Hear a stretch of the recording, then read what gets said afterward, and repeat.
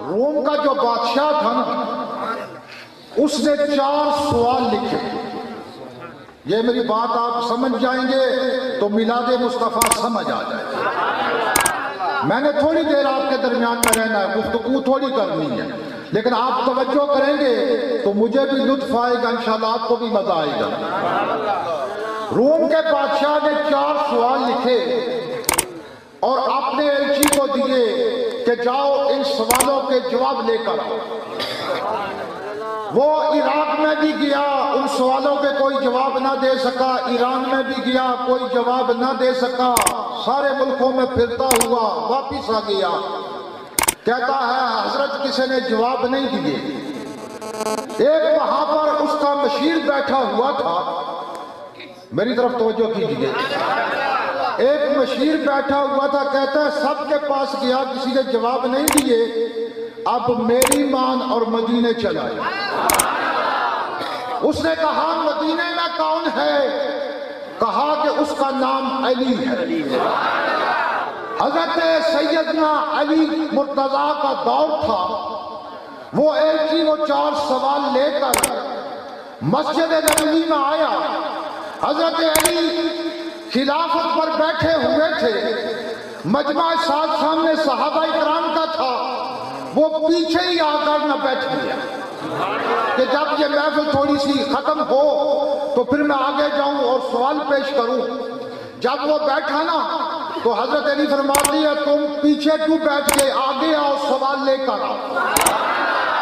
وہ پریشان ہو گیا کہ سوال تو ابھی میں نے بتائی نہیں، ان کو کیسے پتہ چل گیا. وہ آگے آیا، کہا وہ پرچی دکھاؤ جس میں سوال لکھے ہوئے. یہ مصطفیٰ کے غلاموں کا مقام ہے، یہ مصطفیٰ کا مقام. وہ کہنے لگا حضرت آپ کو کس نے بتایا کہ میرے پاس سوال ہیں؟ فرمایا یہ مصطفیٰ کا مدینہ ہے.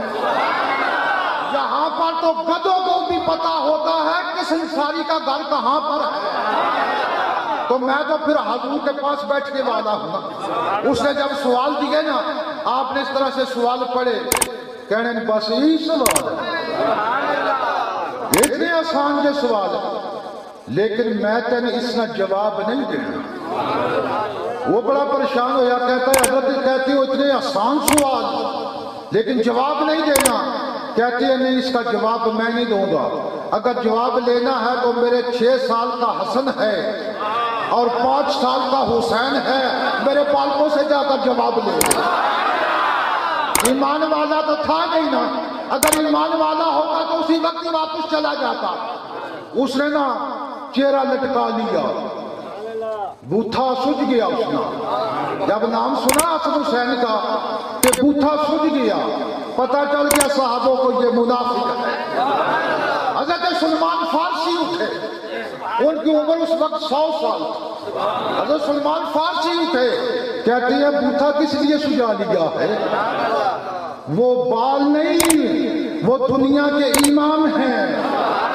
کہتا ہے نہیں رہنے دو، میں اپنے جا کر بادشاہ کو کہتا ہوں کہاں پر بھیج دیا ہے. وہ تو کہتا ہے چھوٹے بچوں سے جواب لے جاؤ. جب جانے لگا نا، مدینے سے نکلنے لگا تو سامنے حسن و حسین کھڑے تھے. سامنے کھڑے تھے. کہتی آئے ادھر آ، جو سوال تم نے ہمارے بابا کو دکھائے وہ دکھائی نہ، جواب لیتا چلا جا. کون سی حوالہ مجھے یاد نہیں، کتاب دیکھنے دو، کہاں سے پوچھا ہے، نصاب دیکھنے دو. علی کی زندگی میں کوئی ایسا سوال تو لاؤ جب علی نے کہا ہو کہ جواب دیکھنے دو. نعرہ تکبیر، نعرہ رسالت، نعرہ رسالت، سیدی مرشدی، سیدی مرشدی، نعرہ حیدری، آقا علی بالبکر شریف. امام حسن نے نا بازو سے پکڑا. کہتے ہیں وہ پرچی نکالنے کی ضرورت نہیں، اس میں پہلا سوال یہی لکھا ہوا ہے نا کہ زمین اور عرش کے درمیان کتنا فاصلہ ہے. وہ پریشان ہو گیا، پرچی تو بابا نے پڑھی، سن کیسے کھا. لیکن یہ پتہ نہیں تھا نا یہ حسین ہے نا، غلام حسین نہیں، یہ ایمان حسین ہے۔ نبی کی زبان چوسنے والا حسین ہے، نبی کی گود میں بیٹھنے والا حسین ہے، نبی کے کانوں پہ سواری کرنے والا حسین ہے۔ اس کو کیا خبر تھی؟ کہا کہ یہی پہلا سوال ہے نا؟ کہتا ہاں حضرت یہی سوال ہے۔ کہا عرش اور زمین کے درمیان اتنا فاصلہ ہے کہ سن بہت کم سا۔ کہتا ہے زمین کہاں پہ، عرش کہاں پہ؟ کہا سن تو صحیح، مومن کی نکاح عرش پہ چلی جاتی ہے، مظلوم کی عرش پہ چلی جاتی ہے، اتنا کم ہے۔ اور دوسرا سوال اس میں لکھا ہوا ہے کہ حق کیا ہے اور باطل کیا ہے۔ کہا کہ سن، جو آنکھ سے دیکھتا ہے وہ حق ہوتا ہے، جو کان سے سنتا ہے یہ باطل ہوتا ہے، اور اس کا فرق ہے 4 انگل۔ یہ دیکھو نا، آنکھ اور کان کے درمیان کتنا فاصلہ ہے؟ فرمایا یہ 4 انگل کا فاصلہ ہے۔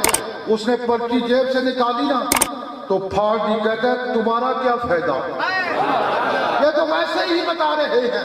تو جلدی جلدی پھر مسجد نبی میں آیا، حضرت علی کو کہتا ہے یہ تو بتاؤ علم لیا کہاں سے، کس یونیورسٹی سے پڑھے ہو؟ حضرت علی کھڑے ہو کر جلال میں کہتے ہیں کہ مجھے قسم ہے اس رب الجلال کی کہ جس کے قدرت قبضہ میں میری جان ہے، محمد کی